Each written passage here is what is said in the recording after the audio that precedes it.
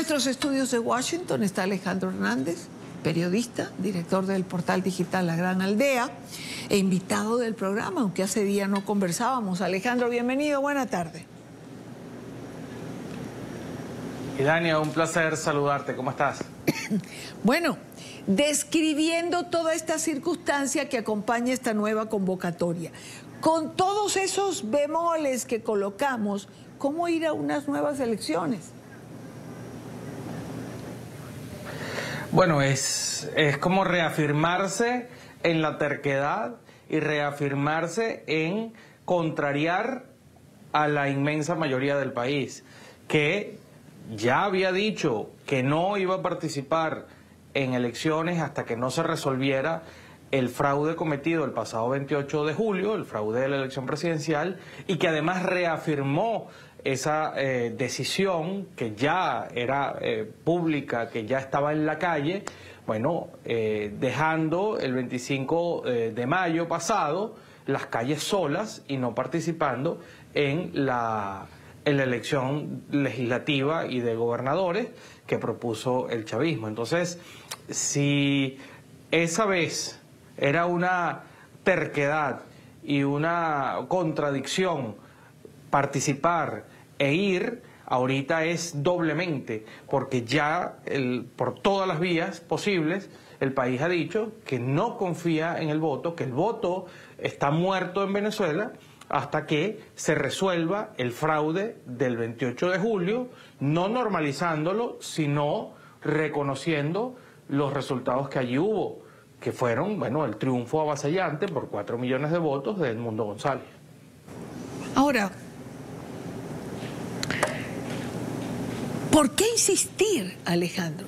Es decir, ¿por qué insistir en participar si solamente van a ganar aquellos que de una u otra manera cohabiten con el régimen? Y te pregunto esto porque hay quien señala, por ejemplo, bueno, pero concejales, alcaldes, hay que defender, digamos, quien pueda actuar dentro de tu comunidad o hacer algo que beneficie a tu comunidad. No se pueden perder esos espacios. Pero es que participando, ¿acaso garantizamos que los vamos a tener? Vamos a seguir insistiendo en algo que por demás está demostrado nunca se logra. Bueno, esa tesis la tienen los habitantes de 3 municipios de Caracas y de algunos otros municipios muy puntuales del interior de la República, como puede ser Lecherías en el estado Anzoátegui o puede ser San Diego en el estado Carabobo. Yo no creo que sea, digamos, la idea que el país está abrazando, porque si no hubiese una participación masiva. Yo creo que la mayoría de la gente entendió que el asunto es el cambio político nacional, el asunto es hacer respetar lo que ya se votó el 28 de julio del año pasado y que estos simplemente son unas elecciones que están planificadas dentro de una agenda de normalización y dentro de también una agenda de sustitución de liderazgos dentro de la oposición, porque evidentemente toda esta corriente que se separó de la plataforma unitaria, que se separó del liderazgo de Edmundo González y María Corina Machado, lo que está buscando es bueno, convertirse en una alternativa diferente a ellos para ser los interlocutores del régimen de Maduro y ser los interlocutores válidos a la hora de negociaciones o de posibilidades de cambio. El problema es que eso no va a ocurrir porque ni esta gente son los escogidos por la población, por el país, ni además esta gente constituye un bloque que represente algún tipo de amenaza, peligro o que le dispute verdaderos espacios de poder al régimen de Maduro. Entonces básicamente lo que han hecho es un flaco favor para contribuir en esa agenda de normalización que Maduro quiere establecer y que va en función de, bueno, de alguna manera dejar atrás lo ocurrido el 28 de julio y también de sustituir, como decía hace un segundo, al liderazgo político que hoy encabeza la oposición y que encabezó lo que ocurrió el 28 de julio. ¿Tontos útiles Y lo pregunto porque al final, cuando a Maduro le digan que sus procesos electorales son fraudulentos, él siempre tendrá el as bajo la manga de decir: aquí participó la oposición, fulano ganó en no sé dónde, mengano ganó aquí, y tendrá 2 o 3 caras para mostrar, porque no creo que sean muchas más. Bueno, tienes mucha razón cuando dices que son 2 o 3 caras, y lo mismo y eso lo vimos en la elección de gobernadores, ¿no? O sea, donde nada más le permitieron preservar un espacio de poder a Alberto Galíndez en el estado Cojedes, que es un estado de los llanos venezolanos, un estado del centro del país, que es pequeño, que políticamente no es un estado importante. Y bueno, Alberto Galíndez, podemos pasarnos un rato aquí discutiendo si de verdad es un opositor o no. Es un tipo que desde la gobernación y desde, bueno, su liderazgo no apoyó no defendió el 28 de julio, nunca reconoció a Edmundo González y lo que allí y el resultado que obtuvo, y hasta se desligó de su partido Primero Justicia y se inscribió por otros partidos para disputar o repetir en la gobernación del estado Cojedes. Así que la verdad es que los cargos que allí incluso te permiten ocupar es bajo la condición de que no eres una amenaza ni que vas a ser una amenaza para el gobierno, y además con la tarea precisamente de ayudar a su narrativa, como tú describías, bueno, presentándote como una de las caras que el régimen de Maduro utiliza para disfrazar la dictadura y el oprobio que hay en Venezuela. Ahora, ¿qué hay de actores como la Conferencia Episcopal? ¿Puede ser, digamos, un actor neutral?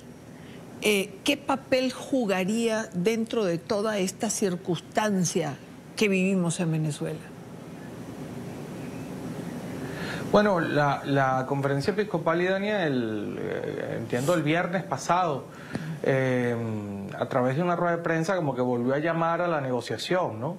Y bueno, es un tema del que podemos conversar, porque bueno, tiene varias aristas. La Conferencia Episcopal hasta ahora ha mantenido una postura bastante crítica hacia el gobierno, y bueno, la Iglesia sigue siendo una institución que cuenta con la confianza de los venezolanos. El problema es que cuando tú haces estos llamados a la negociación o a una nueva negociación, tienen necesariamente que partir de buscar unos interlocutores válidos para que sea una negociación efectiva y para que sea una negociación que represente realmente a las mayorías del país.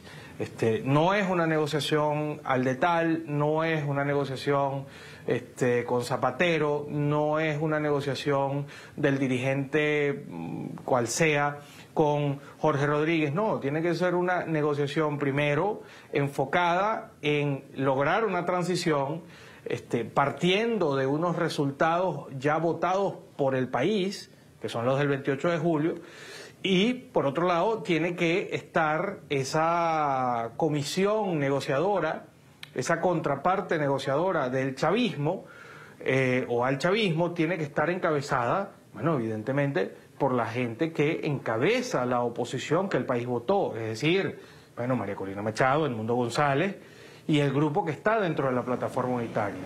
No son actores distintos a esos, ¿no?, que por el hecho de que tienen relaciones personales, puntuales o hasta de negocio con actores del chavismo, los que deben encabezar una negociación con el chavismo en función de una transición, porque va a fracasar, como han fracasado todas y cada una de las que se han hecho hasta ahora.